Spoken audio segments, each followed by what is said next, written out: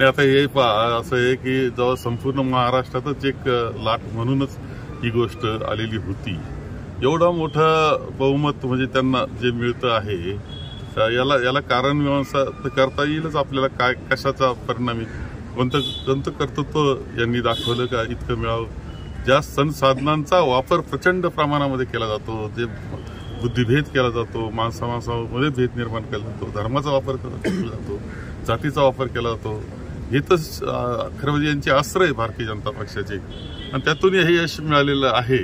त्यामुळे खरं लोकशाहीला अभिप्रेत यश हे नाही. विरोधी पक्ष नेता सुद्धा होऊ शकत नाही असं संख्याबळ कुठेतरी आघाडीकडे दिसते आणि याला जबाबदार कुठेतरी महायुतीने सगळं हे ठीक आहे. आता या सगळ्याचा परिणाम जे असतील ते भोगावे लागतील आणि दुरुस्त करावं लागेल.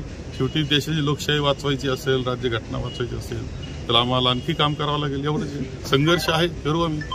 ती योजना राजकीय कारणाकरता म्हणूनच त्यांनी केली होती. त्यांची काही मूळ योजना ती नव्हती, तर राजकीय कारणाकरता त्यांनी केली होती. परंतु त्या व्यतिरिक्त सुद्धा जे संसाधनं वापरलेले त्यांनी त्याकरता पैसा 700 कोटी रुपये निर्णया ठिकाणी पकडले जातात. हा अनुभव म्हणजे रेकॉर्डवरच गोष्टी काय नाही ते वापर केला, धर्माचा वापर केला, माणसांमध्ये भेद निर्माण करण्याचे प्रयत्न केले. ही काही खरी लोकशाहीची प्रक्रिया नाही. त्यांनी उत्तर सांगितलं की हे 4 काम आम्ही चांगले केले, पुढे हे चांगले काम करू. याच्यावर ही निवडणूकच झाली नाही. आपण अनेक वर्ष संगमनेरचे आमदार राहिलात, 9व्या निवडणुकीला सामोरे जात होता आणि तुमचा पराभव झाला. काय कारण आहे तसं? ठीक आहे, काय कारण ते कारण पाहता येईल, हे करता येईल, त्याच्याबद्दल काही बात नाही.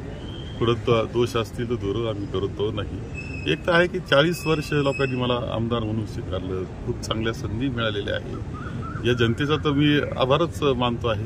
आता कुठं काय नेमकं घडलेलं आहे हे जे मी संसाधनांचा वापर हे जे म्हणतो ती पद्धत आमच्या या तालुक्यामध्ये कधी नव्हती. निनाळ पद्धतीचा जो वापर झाला ती पद्धत नवीनच वापर झालेला आहे. या सगळ्या गोष्टीचा परिणाम आहे, परंतु आम्ही आमचे काही असेल दोष तर ते दूर करण्याचा प्रयत्न करू.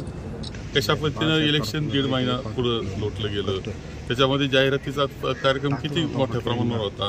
पानाच्या पानं जाहिरात होत्या. टीव्हीवर आपण पाहिलं असेल किती जाहिराती, म्हणजे बातमी द्यायला वेळ नव्हता, जाहिराती ऐकावं लागत होत्या त्यांच्या. ही परिस्थिती आपण सगळ्यांनी पाहिलेली आहे. त्यामुळं त्यांनी त्याचा उपयोग लोकांच्या मनामध्ये एक पद्धतशीरपणे जाण्याचा प्रयत्न त्यांनी केला. म्हणजे त्यांनी कोणताही रोजगाराच्या प्रश्नावर ते बोललेले नाहीत, ना ते महागाईच्या प्रश्न बोलले, ना शेतकऱ्याचे प्रश्न सोडवण्याच्या बाबतीत बोलले, ना सोयाबीनला कसा बाजार देणार हे सांगितलं. कोणतीच गोष्ट केलेली नाही त्यांनी ज्या पद्धतीनं मिळवलं ते यश मिळवण्याचा मार्ग मात्र लोकशाहीला विपरीत नाही. मात्र फक्त निवडणुकीच्या तोंडावर जे योजना राबवल्या गेल्या त्या आमिषाला लोक भुलले असं वाटतं. नाही, आता ठीक आहे, सगळ्या अनेक कारणं आहेत त्यामध्ये.